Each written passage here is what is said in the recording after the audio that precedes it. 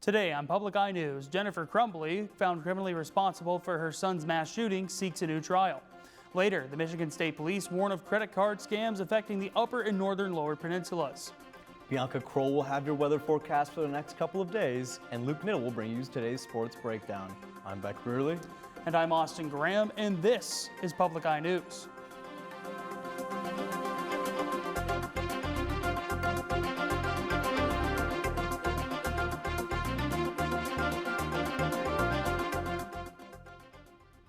A judge has denied Jennifer Crumbley's request to throw out her conviction. Crumbley, the first American parent to be held criminally responsible for a mass shooting committed by a child, is arguing that her 2024 trial was flawed by a prosecutor's failure to disclose details about two witnesses. Nick Ejak and Sean Hopkins, two employees at Oxford High School, agreed to speak to prosecutors after assurances that their testimonies would not be used against them. The documents containing the conversations weren't shared with Crumbley's lawyer before her trial last year. This prompted her attorney to argue it was a violation of rules prosecutors must follow. Crumbley is serving a 10-year sentence for involuntary manslaughter, as prosecutors argued that she had a responsibility to protect students from her son. And an investigation by the Michigan Department of Agricultural Development has confirmed a presence of highly pathogenic avian influenza, otherwise known as HPI, in an Alpena County flock. HPI, commonly known as avian bird flu, is a highly contagious virus that can spread through various different flocks. The virus spreads through contact with infected animals, equipment, and on the clothing of caretakers. According to the U.S. Centers for Disease Control, the public health risk that avian bird flu poses remains low, and no birds or bird products that are infected will enter the commercial food chain. For more information and tips on how to prevent the spread of infection, you can visit michigan.gov/MDARD. And in Lansing, Governor Gretchen Whitmer has proclaimed February as Career and Technical Education, or CTE Month. The month will highlight the importance of hands-on learning to prepare Michiganders for in-demand, well-paying careers. This initiative is supported by the Michigan Department of Labor and Economic Opportunity and the Michigan Department of Education, or MDE. It emphasizes the real-world skills CTE programs offer to students, with nearly 500,000 job openings projected annually in Michigan through 2032. CTE programs provide high school and college students with valuable practical training that can lead to successful career pathways. This month, students and job seekers of all ages are encouraged to explore these programs, which can enhance career prospects and promote further education. And Governor Gretchen Whitmer, alongside the Michigan Department of Lifelong Education, Advancement, and Potential, or MyLeap, has announced the recipients of $10 million in competitive 60x30 student success grants. These grants, part of a larger $45 million initiative, aim to remove barriers for students and enhance access to higher education across Michigan. The program's ultimate goal is to boost the number of working-age adults with certificates or degrees to 60% by 2030. To date, 60 grants have been awarded to public colleges, tribal colleges, and universities across the state. 90% of Michigan's institutions benefit from the funding. Application deadlines for the next round of grants will be announced in February. And with lacrosse season just around the corner, some NMU students wanted just one more event in the Dome before the games kick off. Public Eye News' Luke Niddle has more. Take a peek. Even though conditions in the Upper Peninsula are getting snowier by the hour, activity all around NMU's campus is heating up. On Sunday, members of the Special Events Committee, ASNMU, and NMU Rec Sports gathered together to host a field day in the Superior Dome. Along with an eventual attempt to break a world record, students enjoyed a wide range of activities from ping pong to cornhole to even two large inflatable pop-ups. Taz Stetzner, the Special Events Coordinator for the Center for Student Enrichment, shared his thoughts on seeing the event come to life after months of prep work. We've been doing this since August, so it's been a lot of planning and processing for what games we want to have here, what activities we want to do, so it's very fun to have a lot of event today, and we're all very happy that there's a good crowd so far. For all the work that went into the project, many students had a great time. One particular student, Caden Sierra, shared his thoughts on the day and how he enjoyed it. I've never been a part of a world record personally before, and being able to do it here with a bunch of cool games on campus is pretty cool. Along with all the games set up in the Dome, students participated in a giant game of tug-of-war and then attempted the world record for the largest game of four corners ever played. The game started with approximately 125 students. And while the record wasn't broken today, that didn't stop participants from having any less fun. Regardless of a world record or not, the event proved to be successful for all parties involved, organizers and students. For Public Eye News, I'm Luke Niddle. After this break, we'll have your weather update and your statewide news. Stay tuned. These are the best home cooks in the country. This is a really delicious plate of food. That smells good. We want something that's gonna be beautiful. Good luck. I'm a Southern boy, so I like to fry it or grill it or smoke it. Food is my love language. If I'm not cooking for you, I don't love you. This dish just makes me happy. That salmon fire. I'm coming, Tim. Tiffany's en route. Monday night at 9 on WNMU TV. And welcome back to Public Eye News. I'm Bianca Kroll, and here's our weather segment for today. Looking at the roof cam here on campus, it's looking pretty cloudy outside, and some more further conditions of more snow to hit us. And looking at the map here of the UP, it's looking pretty cloudy across the whole UP here. Starting off in Houghton, it is 23 degrees and partly cloudy. In Ironwood, 21 degrees. Iron Mountain, 25 degrees. And down in Menominee, it is 29 degrees. And moving to the other side of the UP over here, in Escanaba, it is 27 degrees. Manistee, 26. Sault Ste. Marie, 26. And back here in Marquette, it is 22 and partly cloudy skies. And looking further into those conditions, the winds are northwest at 15 miles per hour with a barometric pressure of 30.04 inches and falling.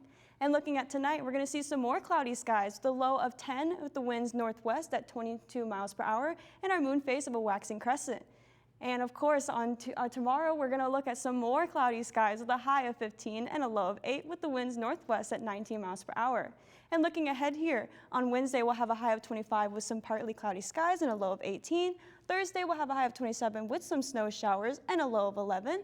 And on Friday, we'll have a high of 21 with some more partly cloudy skies and a low of 11 degrees. That's all I have for the weather forecast. Now back to the desk. Thank you, Bianca, for that weather update. Winter seems to be in full swing here in the Upper Peninsula. Moving into some statewide news, the Michigan State Police are warning residents to be aware of ongoing credit card and lottery ticket scams that are occurring in the Upper Peninsula and the Northern Lower Peninsula. In a post on X, formerly known as Twitter, the MSP 8th District stated that there has been an increase in fraudulent activity involving stolen credit cards and scratch-off lottery tickets. Michigan State Police are urging businesses to protect themselves from being victims of this ongoing fraud by giving out helpful tips. Businesses are encouraged to limit the amount of lottery tickets that can be purchased at one time, double-check a credit card to ensure its legitimacy, and immediately report any suspicious activity to law enforcement. For more information, you can visit michigan.gov/MSP. And Michigan Governor Gretchen Whitmer has announced that she will be launching the Employer Assisted Housing Fund to address the workforce housing shortage throughout the state. The $10 million grant was approved by this year's state budget appropriations, with the possibility of additional funds should the legislature support the matter. The Michigan State Housing Development Authority is distributing the new funds. Applications for housing will be reviewed on a first-come, first-served basis. Each one is required to include an employer contribution that is approved by the state. MSHDA will begin accepting applications on Monday, February 24th at michigan.gov/MSHDA. And average Americans are bracing for higher prices on just about everything after President Donald Trump imposed tariffs on imports from Canada and Mexico. The new administration has also floated the possible shutdown of a major U.S. agency. CBS News correspondent Naomi Richam has more. America is on the verge of an international trade war after President Donald Trump signed an order imposing 25% tariffs on neighbors Canada and Mexico, along with an additional 10% levy on goods from China. The order takes effect just after midnight Tuesday. We may have short-term a little pain, and people understand that, but long-term, the United States has been ripped off by virtually every country in the world. Both Canada and Mexico have promised tariffs of their own in response, and even some Republicans are questioning the move. It will drive the cost of everything up. I mean, why would you want to get in a fight with your allies over this? The tariffs, just one of multiple monumental moves coming out of the new administration over the weekend.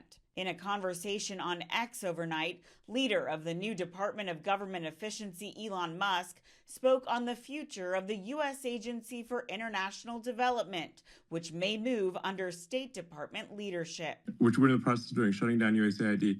CBS News has learned at least 2 top USAID security officials have been placed on leave after denying DOJ personnel access to classified materials. Also this week, President Trump is set to meet with Israeli Prime Minister Benjamin Netanyahu in the president's first meeting with a foreign leader since returning to office, and the two are expected to discuss victory over Hamas. Naomi Ruckham, CBS News.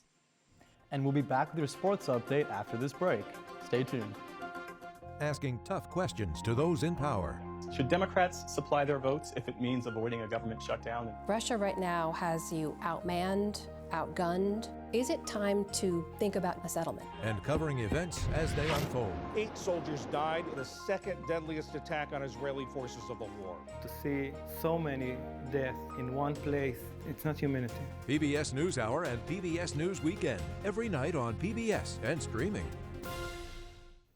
Welcome back to Public Eye Sports. I'm your host, Luke Niddle, and I'll be taking you through our Monday breakdown.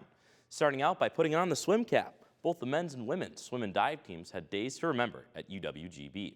For the women, every gold medal went to the green and gold, sweeping all 14 events. Mia Strasny led the domination, placing first in 4 different races. The men's team performed exceptionally well too, taking home 10 golds of their own and breaking 6 pool records. Both Leo Knowles and Wyatt Dickman were on the 200 medley and 400 free relay teams for the pool record. Knowles set records in the 50 free and 100 fly, and Dickman dominated the 100 and 200 breaststroke. Both teams will host LSSU for the first time in program history for senior night on Saturday. And taking things down to the mat, the women's wrestling team made their debut in Vandeman Arena with a duel against UW Oshkosh. The Wildcats avenged a 30-17 duel loss to the Titans back in December by flip-flopping the score this time around to a 30-17 W.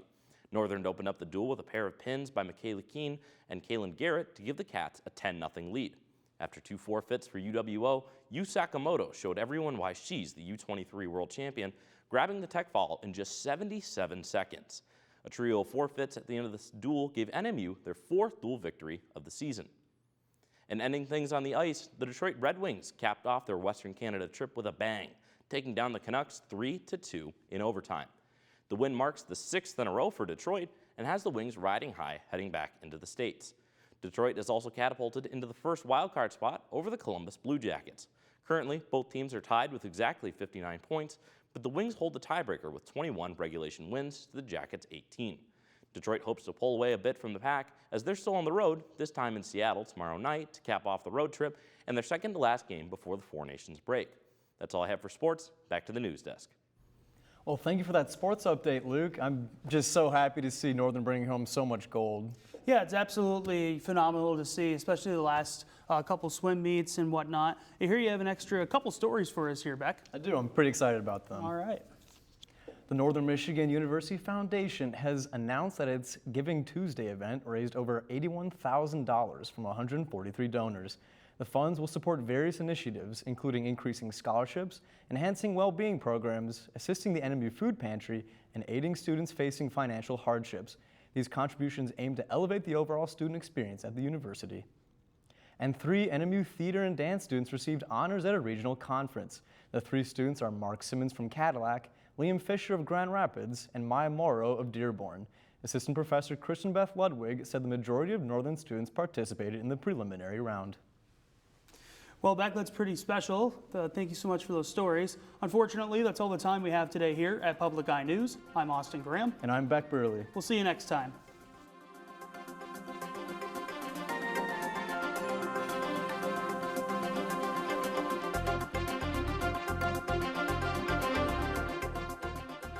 The preceding program was produced by WNMU-TV, Northern Michigan University Public Television, in studios located in Elizabeth and Edgar Hardin Hall.